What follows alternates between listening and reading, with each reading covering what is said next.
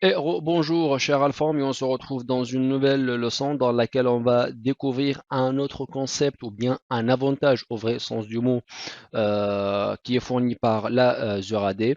Donc, si on va le comparer avec notre situation, si on souhaite collaborer avec des externes de l'organisation lorsque nous étions dans l'environnement on-prem ADDS. Donc ça nécessite des efforts administratifs et on va voir tous ces détails-là au fil de l'eau dans cette leçon-là. Donc la B2B ou bien la business to business, donc ça va nous permettre de inviter des collaborateurs externes à notre environnement M365. Donc ici, lorsqu'on va dire un collaborateur externe, c'est tout simplement un collaborateur ou bien une identité qui n'a pas de même suffixe EPN. C'est-à-dire que je suis par exemple zied@alform.com, donc j'ai l'EPN qui est déclaré dans mon Azure AD, mais je souhaite par exemple collaborer avec une personne qui est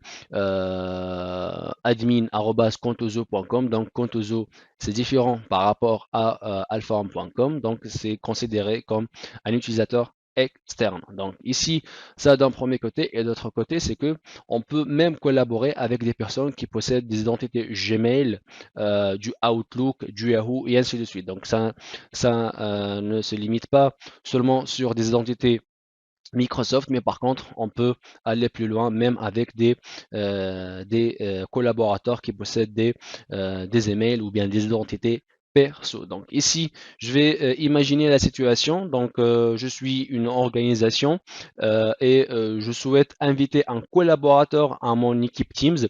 Donc ici, je vais l'inviter au vrai sens du mot. Donc, il sera invité ou bien le mot guest user au niveau de notre tenant et il sera automatiquement créé et fédéré au vrai sens du mot au niveau de notre Azure AD. Donc ici, on va prendre l'exemple donc au niveau de notre Azure AD pour bien voir ça en temps réel. Donc sur mon Azure AD, j'ai un utilisateur qui a comme adresse mail zied@berima.yahoo.com. Donc c'est une adresse email Yahoo et je l'ai invité et je vais vous montrer dans les slides prochaines comment inviter un utilisateur externe. Donc ici, comme vous voyez, d'abord l'utilisateur va recevoir d'abord une invitation au niveau de sa boîte aux lettres. Donc ça, c'est l'exemple de l'invitation. Donc admin machin microsoft.com. Donc avec le message. Donc bonjour, ceci est une invitation pour participer à la formation MS500. Et je vais cliquer ici en tant qu'invité. Je vais cliquer sur accepter l'invitation. Donc après avoir cliqué sur accepter l'invitation, il va être invité à lire les terms of use et quelles sont les autorisations que l'autre organisation a le droit, tel que voir votre profil et ainsi de suite. Mais ici, si vous voyez, donc émetteur d'identité, c'est Microsoft Account. D'abord, il a eu ce mail-là, donc zied.berima@yahoo.com, external itc.microsoft.com. Ça, c'est mon tenant de test. Et après, comme vous voyez, il y a le mot federated, c'est-à-dire que j'ai changé l'adresse email de ziedberima@yahoo.com en une adresse Microsoft et c'est ça la fédération. C'est comme si on a converti l'adresse email yahoo.com en une adresse Microsoft. Ici, on va voir l'exemple de l'accès de l'invité. Donc lui, donc ziedberima.yahoo.com, qu'est-ce qu'il a comme accès? Donc ici, il a les applications et les groupes. Donc on va voir tout ça après au niveau de cette vidéo-là. Ça, c'est l'exemple de l'invitation d'un utilisateur externe. Donc je la répète, c'est une façon afin de inviter et faire participer des utilisateurs et bien des collaborateurs externes à l'organisation, soit des collaborateurs qui possèdent déjà des tenants Office 365 ou bien d'autres utilisateurs qui possèdent déjà des adresses mail perso. Alors, recommandations d'utilisation B2B par rapport à ADFS, et c'est ça le point important au niveau de l'utilisation de B2B, puisque la B2B est venue pour remplacer l'ADFS, puisque l'ADFS, on l'utilisait dans des environnements on-prem pour inviter des collaborateurs externes à l'organisation par exemple, utiliser des applications qui sont au niveau de notre environnement on-prem.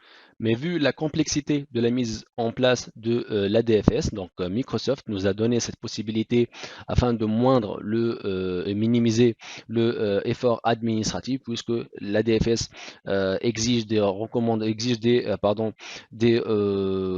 complexités, et je dis bien des complexités.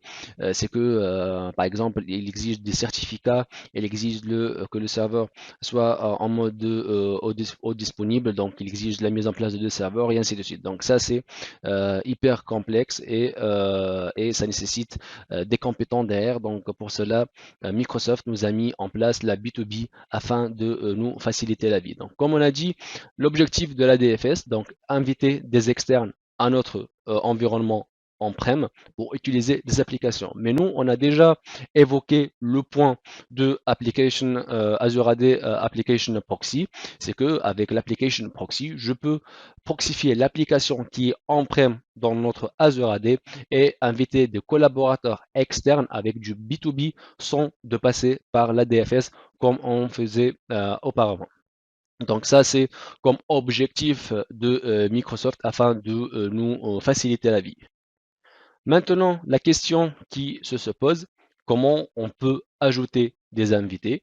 Donc, on a trois façons avec lesquelles on peut ajouter des invités, soit au niveau du portail Azure, comme je vous l'ai montré. Donc, je vais revenir ici. Donc, utilisateur, donc nouvel utilisateur invité. Et c'est ici que je mentionne les informations relatives à notre invité, et même ici donc je mentionne le mail comme je l'ai mentionné moi, donc ziedberima.yahoo.com. Aussi je peux ajouter l'invité à des groupes spécifiques, et même je peux l'affecter des rôles. Donc ça c'est hyper important. Donc c'est comme si un utilisateur externe, mais il soit par exemple un administrateur sur une application bien spécifique. Donc je vais l'affecter un tel rôle bien déterminé, tel que par exemple administrateur d'application, et ainsi de suite. Donc il y a aussi les autres informations à mettre en place. Donc dans le cas où vous voulez faire de l'ajout dynamique à des groupes de sécurité ou bien à des groupes M365 et cache derrière par exemple des Teams. On revient à notre présentation. Donc, on a dit portail Azure AD. Ensuite, on a les groupes M365 ou bien les Teams. Donc, on a l'habitude d'ajouter des utilisateurs externes à l'organisation dans des Teams spécifiques. Et donc, ici, ils pourront être des membres à des équipes spécifiques. Donc, faire du chat, collaborer avec eux sur les mêmes fichiers et tous ces avantages de Teams. Donc, lorsque vous allez ajouter un utilisateur à une Teams ou bien un groupe M365, puisqu'il y a la relation entre Teams et M365 groupe, c'est que lorsque vous allez créer des Teams, donc il va créer automatiquement un groupe de type M365 au niveau du Azure AD. Ou bien les applications, c'est que je peux inviter un utilisateur externe à utiliser une application et qu'il sera en deuxième lieu créé au niveau de notre Azure AD en tant qu'utilisateur invité. Gérer les accès des invités aussi, donc c'est un point important, c'est que lorsque l'utilisateur invité, par exemple, possède un rôle spécifique, comme je voulais expliquer dans la création ou bien l'ajout d'un utilisateur invité au niveau d'Azure AD. Donc, on peut aussi le viser avec du conditional access, puisque par exemple, un utilisateur invité, donc il sera privilégié, donc il va avoir un rôle bien précis, donc pour des bonnes pratiques et de augmenter la protection de son identité. Donc, je vais l'appeler et je vais le viser dans une stratégie de conditional access pour bien le protéger. Tel que, par exemple, je vais exiger la MFA au moment de son accès à mon tenant. Aussi, un autre point important, et dans le cadre d'une mise en place, par exemple, d'une politique bien spécifique au niveau de notre environnement de travail d'Office 365, c'est qu'on va tout simplement limiter les domaines et quels sont plutôt les domaines que nous pourrons les envoyer des invitations de collaboration. Donc ici, on va dire que en tant qu'administrateur, donc je sais quels sont les domaines et des collaborateurs que je travaille avec eux. Donc, je peux les préciser au niveau d'une stratégie de Azure AD. Donc, je vous la montre. Donc, au niveau d'Azure AD, utilisateur, ensuite paramètres utilisateur. Et c'est ici donc gérer les paramètres de collaborateurs externes et je vous invite à voir les autres paramètres, mais ce que je cherche c'est cette partie-là, donc refuser l'invitation, l'envoi plutôt des invitations au domaine spécifique et je vais mettre la blacklist. Donc sinon on a la whitelist, c'est-à-dire que je vais autoriser l'invitation que pour quelques domaines. Un dernier point avant de bien clôturer cette leçon, c'est que on a deux types de accès invité.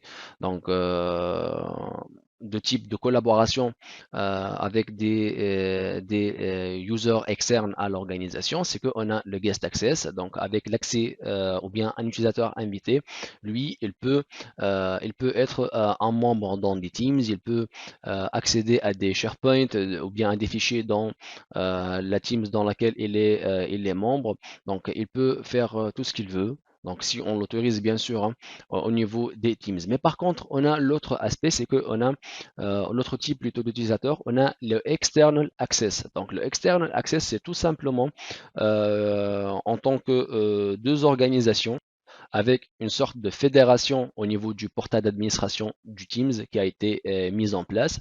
Je peux, en tant qu'utilisateur d'adatum.onmicrosoft.com, chercher un utilisateur de contoso.onmicrosoft.com au niveau de mon Teams, c'est-à-dire dans la barre de recherche de Teams, je peux le chercher comme s'il est un utilisateur interne et je pourrais en deuxième lieu faire du chat privé et non pas accéder à des Teams comme on a déjà vu avec l'Access Guest. Sachant que ici, pour établir cette relation de fédération entre les deux environnements différents de tenant Office 365, donc il faut ajouter dans le portail d'administration de Teams le domaine contoso.microsoft.com dans le portail d'administration de adatum.microsoft.com et dans l'autre sens aussi ajouter adatum.onmicrosoft.com dans contoso.onmicrosoft.com.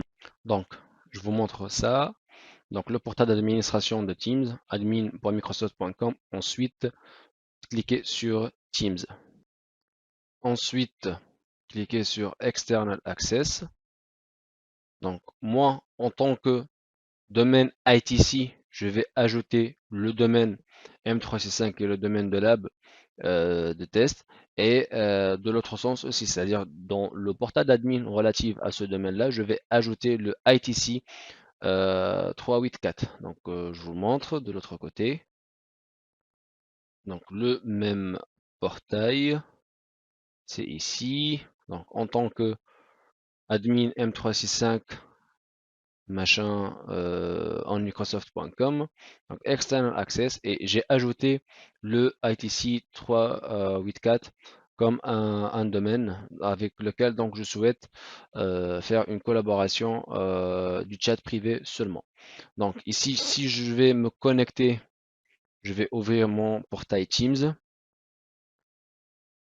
pour bien vous montrer. Donc j'ai un utilisateur de admin ITC 384 donc qui va envoyer un message en chat privé seulement à mode administrateur qui est mode administrateur l'autre domaine qu'on l'a déclaré. Donc, et vous voyez ici, c'est en externe. Maintenant, si je vais basculer à ce compte-là, au environnement Teams de ce compte-là, donc ici, donc avec mon compte admin, donc j'ai reçu ce message-là. Donc c'était ça. Donc il suffit juste de taper le nom de l'administrateur, donc admin ici, Je vais le chercher, admin, il est en externe et j'obtiens cette icône-là qui est externe. Donc ici, je peux faire du chat et non pas le chat ou bien le rendre membre dans une équipe Teams, mais seulement le chat de bout en bout, point à point, entre deux différents utilisateurs qui sont relatifs à deux différentes organisations. Et avec ce point-là, donc on arrive à notre fin de notre leçon. J'espère que cette vidéo vous a plu et je vous dis à tout à l'heure. Merci.